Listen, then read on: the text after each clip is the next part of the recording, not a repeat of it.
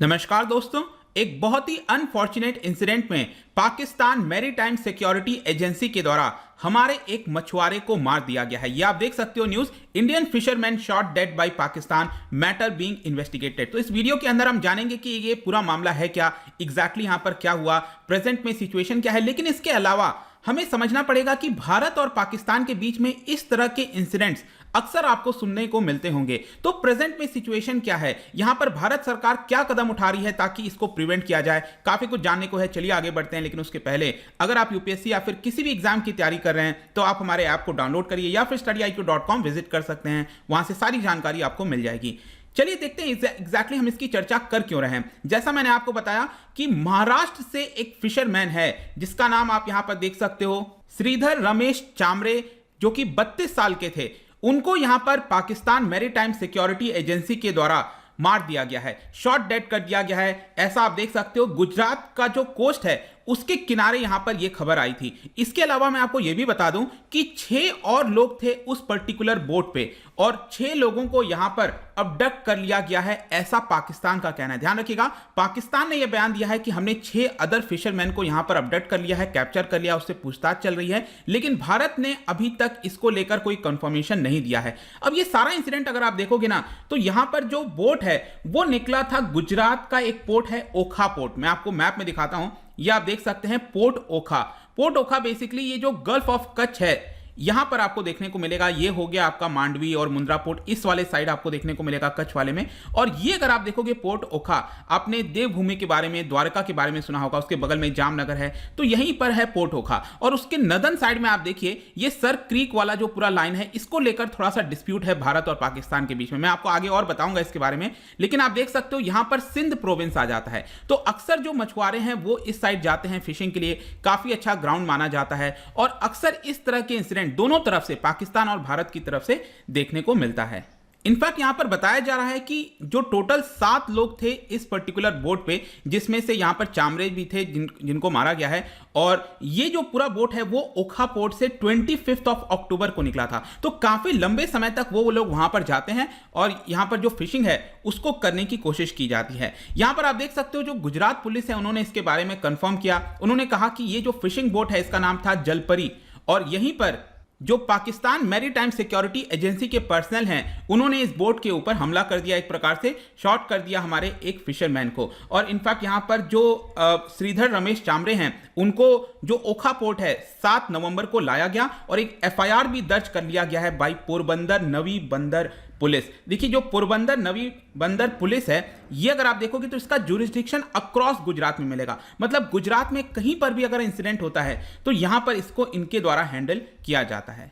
अब यहां पर क्वेश्चन आता है कि पाकिस्तान का इसको लेकर क्या कहना है। जाहिर सी बात है पाकिस्तान ने कुछ स्टेटमेंट जारी किया गया होगा। देखिए इनका यह कहना है कि भारत का जो फिशरमैन है, जो बोट है, वो उनके टेरिटोरियल वाटर में आ गया था। अब क्वेश्चन आता है कि टेरिटोरियल वाटर का मतलब क्या है। देखिएगा, अगर हम इंटरनेशनल लॉ ऑफ सी के हिसाब से देखें तो यहां पर आप देख सकते हो कि जो लो टाइड वाला लाइन होता है वहां से लेकर हम काउंट करते हैं, क्योंकि आपने देखा होगा किसी भी कोस्ट पर एक हाई टाइड वाला लाइन होगा और एक लो टाइड वाला होगा। तो जहां पर लो टाइड होता है वहां से लेकर अगर आप 12 नॉटिकल माइल्स देखोगे तो इसको कहा जाता है टेरिटोरियल सी। और यहीं से मतलब लो टाइड लाइन से लेकर अगर आप 200 नॉटिकल माइल्स तक देखो तो इसको एक्सक्लूसिव इकोनॉमिक जोन कहा जाता है।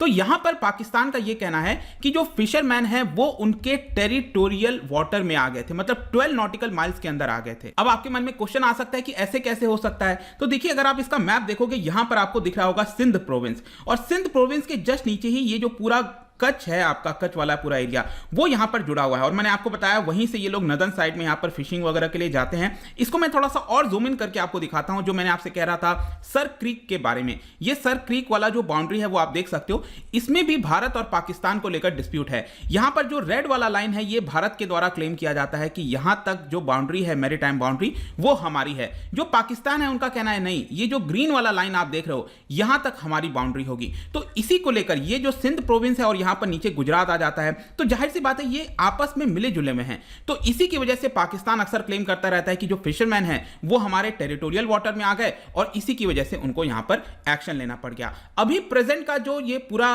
हत्या किया गया है पाकिस्तान के द्वारा, इसमें यहां पर उनकी एजेंसी ने यह बोला है कि सबसे पहले हमने यहां पर वार्निंग देने की कोशिश की फिशरमैन को, उस पूरे बोट को। इनफैक्ट हमने वार्निंग शॉट्स भी फायर किए थे, लेकिन जो फिशरमैन है वो उनकी बात नहीं सुन रहे थे, वो अपने बोट को स्टॉप नहीं कर रहे थे। उसके बाद जाकर हमें यहां पर डायरेक्टली शूट करना पड़ गया और तब जाकर हमने देखा कि यहां पर एक फिशरमैन की हत्या हो गई है और बाकी के 6 लोगों को यहां पर हमने अबडक्ट कर लिया, मतलब उनको ले लिया है, उनसे पूछताछ चल रही है। लेकिन भारत ने अभी इसको लेकर कंफर्म नहीं किया है। अब हो सकता है कि यह चीज किया जाएगा आगे चलकर, हो सकता है प्रेस कॉन्फ्रेंस में कर दिया जाए, लेकिन पाकिस्तान का अभी तक के लिए यह बयान है। साथ ही साथ पाकिस्तान यह कह रहा है कि भारत जो है वो यहां पर ड्रग स्मगलिंग वगैरह का पूरा काम करता है, वेपन्स का ट्रांसपोर्टेशन करता है, हम टेररिस्ट ऑर्गेनाइजेशन को सपोर्ट करते हैं। आप सोचिए, पाकिस्तान ये बात कह रहा है। तो ये सारी चीजें पाकिस्तान का कहना है, जिसकी वजह से उन्होंने इसको लेकर एक्शन लिया। जहां तक भारत का सवाल है तो देखिए, भारत इसको लेकर अभी इन्वेस्टिगेशन कर रहा है। उनका यह कहना है कि हमें अभी पूरी डिटेल की जानकारी नहीं है, जो पूरा इन्वेस्टिगेशन कंप्लीट हो जाएगा तब हम इसके बारे में बोलेंगे। लेकिन डेफिनेटली यहां पर भारत ने सीरियस नोट लिया है और कहा है कि यह अनप्रोवोक्ड फायरिंग की गई है पाकिस्तान मैरीटाइम सिक्योरिटी एजेंसी के द्वारा, और यहां पर जो United Nations Convention on Law of the Sea है उसका क्लियर वायलेशन है। तो डेफिनेटली यहां पर भारत की तरफ से जो भी स्टेप्स हैं वो तो लिए ही जाएंगे। लेकिन आप सोच के देखिए, एक फिशरमैन की हत्या हो गई है, जो मां है उनका यहां पर बयान आया था, वो ये कह रही है कि देखिए ये हमारा जो बेटा था वो टेरिटोरियल लिमिट्स में ही था। मां बेचारी क्या कर सकती है, यहां पर उन्होंने तो अपना बेटा यहां पर खो दिया है। तो डेफिनेटली इन सारे चीजों को थोड़ा सा सेंसिटिव तरीके से लेना चाहिए। जहां तक भारत पाकिस्तान के रिलेशन का सवाल है वो खराब चल रहे हैं, लेकिन आप किसी सिविलियन के ऊपर इस तरह से गोली चलाओ, ये कतई शोभा नहीं देता है। खैर, ये पूरा इंसिडेंट हुआ, बहुत ही ज्यादा दुख है इसको लेकर, लेकिन मैं आपको बताता हूं कि ये कोई स्टैंड अलोन इंसिडेंट नहीं है। पहले आप देखोगे तो बहुत सारे इस तरह के इंसिडेंट्स देखने को मिलेंगे गुजरात कोस्ट के आसपास ही। यहां पर इनफैक्ट बताया जाता है कि जो भी बयान आया है गुजरात असेंबली वगैरह में, उसमें 350 से ज्यादा, 350 से ज्यादा फिशरमैन फ्रॉम गुजरात इस समय पाकिस्तान जेल के अंदर बंद है। इनफैक्ट यहां पर अगर आप देखिए तो अप्रैल 2020 में यहां पर अगेन जो उनकी जो एजेंसी है उन्होंने गोली चला दी, जिसकी वजह से अगेन कुछ लोग जख्मी हुए थे। ये अप्रैल 2020 की बात कर रहा हूं। 2019 में भी यहां पर एक इंडियन बोट को डुबा दिया गया था और 6 लोगों को यहां पर किसी प्रकार से रेस्क्यू किया गया, बचाया गया। यहां पर आप देख सकते हो 2020 में 85 लोगों को अरेस्ट किया गया था, सॉरी 2019 में 85 लोगों को अरेस्ट किया गया था पाकिस्तान के द्वारा। 2020 में 163 लोगों को अरेस्ट किया गया था। अभी तक बताया जाता है कि 63 लोग ऐसे हैं, फिशरमैन ऐसे हैं, जो कि 1 साल से ज्यादा तक पाकिस्तान जेल के अंदर बंद हैं। यहां पर 21 लोग ऐसे हैं जो कि 2 साल से ज्यादा, इनफैक्ट 3 साल से ज्यादा तक वो लोग पाकिस्तान जेल के अंदर बंद हैं, और एक फिशरमैन तो ऐसा भी है जो कि 5 साल तक लगातार वहां की जेल में बंद है। आप सोचिए किस तरह से यहां पर ट्रीट करने की कोशिश की जा रही है। ऐसा नहीं है कि सिर्फ पाकिस्तान यहां पर कैप्चर करता है, हमने भी इस तरह के कई सारे इंसिडेंट्स किए हैं। आप देख सकते हो यहां पर जो इंडियन कोस्ट गार्ड है, उन्होंने इसी साल सितंबर के महीने में, अभी जस्ट पिछले 1-2 महीने पहले की बात है, जहां पर एक पाकिस्तानी बोट हमारे एरिया में आ गया था। इस बोट का नाम था अल्लाह पवक्काल। उसमें करीब 12 क्रू मेंबर्स को यहां पर हमने एप्रीहेंड किया था और इसको लेकर बोला गया था कि इन्वेस्टिगेशन जारी है, और जो बोट है उसको ओखा ले गया गया है। ओखा वही जो मैंने आपको अभी दिखाया था मैप के अंदर। तो ये सारे इंसिडेंट आपको देखने को मिलेंगे। फाइनली क्वेश्चन ये आता है कि भारत इन सभी चीजों को लेकर क्या स्टेप ले रहा है। मतलब जाहिर सी बात है ना, हमारे जो फिशरमैन होते हैं, मछुआरे होते हैं, उनको उतना बाउंड्री की क्या समझ है, नहीं पता उतना अच्छे से। तो वहां पर हो सकता है कि आगे पीछे वो हो जाते होंगे। तो भारत सरकार का कहना है कि हमने यहां पर जो फिशरमैन की सेंसस है गुजरात के अंदर, वेस्टर्न गुजरात में, इसको अंडरटेक किया है। यहां पर जितना भी इंफॉर्मेशन है फिशरमैन के बारे में, बोट्स के बारे में, इसको लेकर हमने जुटाया है ताकि इस तरह की कोई भी अगर एक्टिविटी होती है तो हमें तुरंत पता चल सके और उनको किसी प्रकार से पाकिस्तानी वाटर्स में जाने से रोका जाए। इनफैक्ट आप देखोगे तो इंडियन कोस्ट गार्ड के द्वारा एक बहुत ही अच्छा कदम लिया गया है। बताया जा रहा है कि यहां पर हर एक बोट के अंदर जो ट्रैकिंग डिवाइसेस हैं उसको इंस्टॉल करने की कोशिश की जा रही है, ताकि उस डिवाइस के माध्यम से यहां पर बहुत सारे स्टेप्स लिए जा सकते हैं। जैसे कि अगर कोई आग लग गया बोट पर तो उसके बारे में तुरंत पता चल जाएगा। इसको बेसिकली जो इसरो है, इंडियन स्पेस रिसर्च ऑर्गेनाइजेशन, उनके द्वारा डेवलप किया गया है। अगर बोट यहां पर डूबने वाला है तो तुरंत पता चल जाएगा, मेडिकल इमरजेंसी आ गई, या फिर अगर वो दूसरे देश के द्वारा कैप्चर किया जा रहा है तो भी इस पर्टिकुलर ट्रैकिंग डिवाइस के माध्यम से हमें पता चल जाएगा। तो अभी ये पूरे बोट्स पर नहीं लगा, लेकिन इसको लेकर ये सारे स्टेप्स भारत के द्वारा लिए जा रहे हैं, ऐसा बताया जा रहा है।